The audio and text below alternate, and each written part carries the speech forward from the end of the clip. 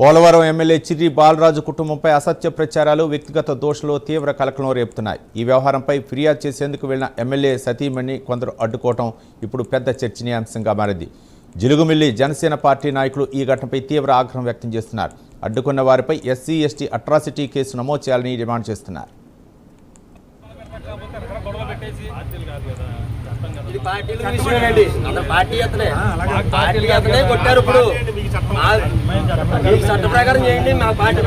MLA గారు భార్య అయినటువంటి జ్యోతి గారు ఈరోజు అడ్డగించి ఆ ఎమ్మెల్యే గారిని ఏమీ చేయలేక భార్యని ఆ కుటుంబాల్లో కలహాలు పెట్టి భార్యని అడ్డగించి మూడు గంటల పాటు నిర్బంధించి అక్కడ ఆపేసి చాలా ఇదిగా ప్రవర్తించారు. అలాంటి నాయకుల మీద చర్య తీసుకోవాలి.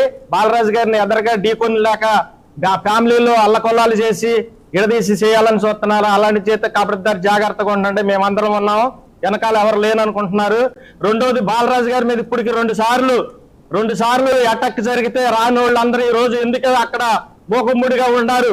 వాళ్ళందరూ ఈ రోజు జరిగిన సంఘటన ఏదైతే ఉందో, పోలవరం శాసనసభ్యులు చిర్రి బాలరాజు గారి కుటుంబం పైన, భార్యాభర్తల పైన సోషల్ మీడియాలో అసత్య ప్రచారాలు చేస్తూ పైచికానందం పొందుతున్న మన జనసేన పార్టీలో కొంతమంది కార్యకర్తల నాయకులు మరి సోషల్ మీడియాలో అసత్య ప్రచారాలు చేస్తూ ఎమ్మెల్యే గారి పరువు తీస్తూ మరి వాళ్ళు మానసికంగాను మరి బాధిస్తూ మరి పైచికానందం పొందుతున్నారు. వాటన్నిటిని మేము తీవ్రంగా ఖండిస్తున్నాం.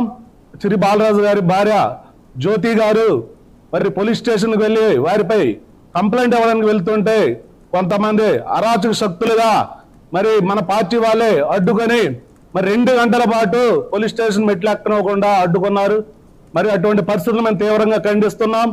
శాసనసభ్యులు చిర్రి బాలరాజు గారిని మరి పెత్తందారులు అనేకమైన ఇబ్బందులు గురి చేస్తూ ఎలా అయినా సరే గత 3 నెలల నుంచి చిర్రి బాలరాజు గారి కుటుంబంపై నియోజకవర్గంలో జరుగుతున్న అనేక అసత్య ప్రచారాలని ఆపాలని, అలాగే గత 2-3 రోజుల క్రితం కోయిలగూడెం టౌన్లో కానీ అనేక గ్రూపుల్లో చిర్రి బాలరాజు గారి కుటుంబంపై అలాగే జ్యోతి గారిపై తప్పుడు పోస్టులని ఆపాలని చెప్పేసి కోయిలగూడెం పోలీస్ స్టేషన్కి ఫిర్యాదు ఇవ్వడానికి వెళ్ళడం జరిగింది. జ్యోతి గారు మరి ఇచ్చేసి వచ్చేటప్పుడు మరి కొంతమంది గిరిజన మహిళని చూడకుండా మరి 2-3 గంటల పాటు అక్కడ